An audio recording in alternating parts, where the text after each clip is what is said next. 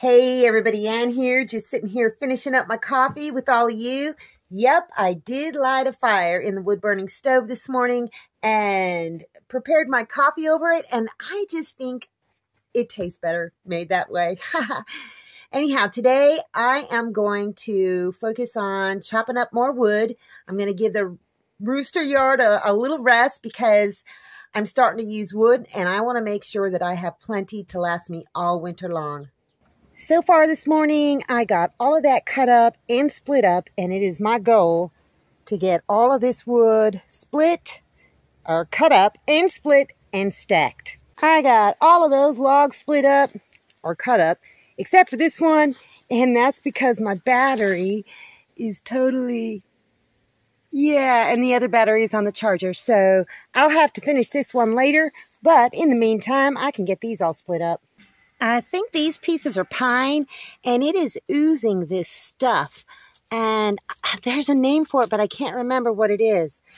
It's kind of amber, darkish, but I've been pulling it off and just setting it aside, and I'm going to go look it up because I think it's actually a thing, and I think it might be helpful to me.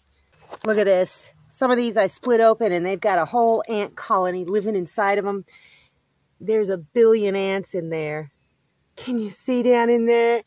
Yeah, definitely. I think I just saw the queen too. Well, sorry guys, but I'm taking you home.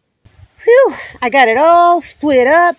And you know what? I think I am going to let it sit out here overnight so that the ants can leave and it can dry out a little bit. I might bring some from inside the house. But other than that, that's quite a bit of wood that I processed today. So I looked it up on the internet, and that sticky stuff that was coming out of that pine, those logs, well, it's pitch or resin or pine pitch resin, whatever. But it was used back in the day to waterproof boats, and it can be used as a glue. It can be used as a torch. You'd have to have a whole lot of it, though, to be able to use it for those purposes, and you have to melt it down and add some stuff to it.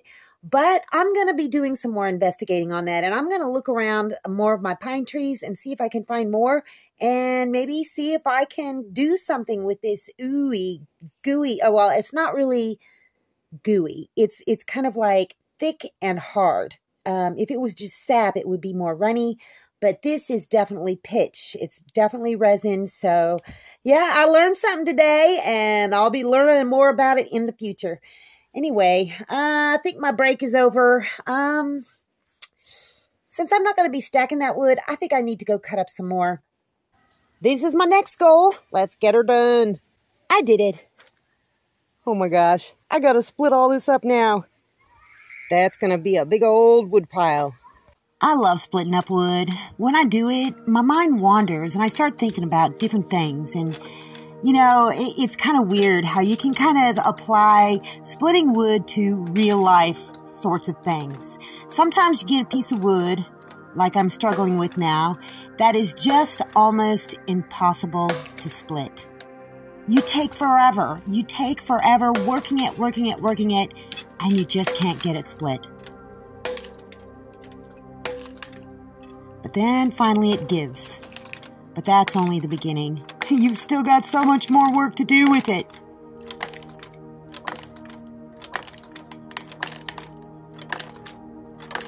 Look at how tortured and rotten it looks in. It's all fibrous, it's all stringy. That's a kind of rot.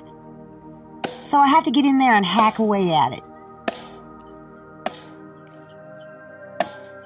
Some people are like that, you know, kind of looks good on the outside, but rotten in the inside, and just kind of toxic. You know what I mean? Toxic people. And it's really hard to deal with them because, look, they're just like that. They're all rotten and twisted on the inside. So you just got to really work to either get along with them, like if they're your coworker, or to find a way to get as far away from them as possible. Any way you look at it, it's hard. Yeah, you just have to keep hacking away. Yep, rotten, twisted. But then you come upon another piece of wood.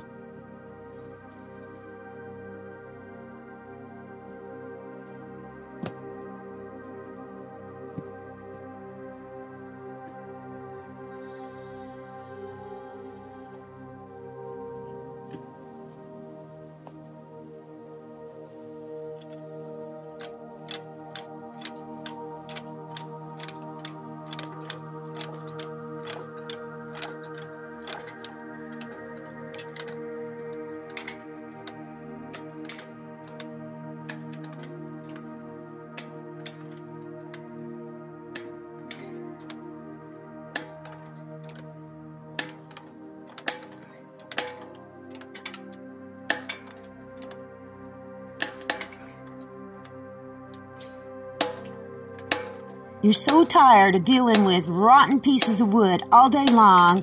They don't split like you want them to. They're hard to work with.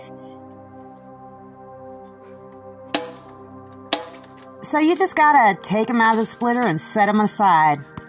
Then lo and behold, you find a piece of wood that just splits beautifully. You can totally work with it, and it feels like such a blessing.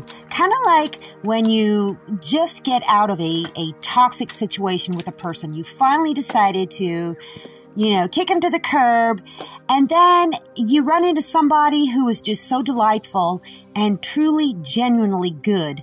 It's just like, I don't know. I feel elated. I feel elated when I meet people like that. And I also feel elated when wood splits like it's supposed to.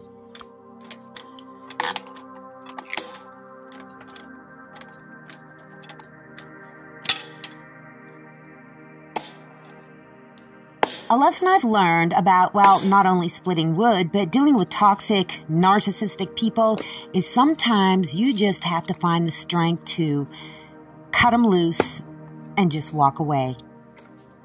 When taking care of yourself, sometimes you just got to set that ornery piece of wood aside until you have the energy to deal with it later, just like toxic, narcissistic people. You just have to put them aside until you have more energy to deal with them, even if that means you never have to deal with them again. I didn't get the rest of that batch split up, but I got quite a bit done. That's a whole lot of wood to process for me in a day. So I think that this is going to be it for me. That's all I got for you guys today. See you in the next video.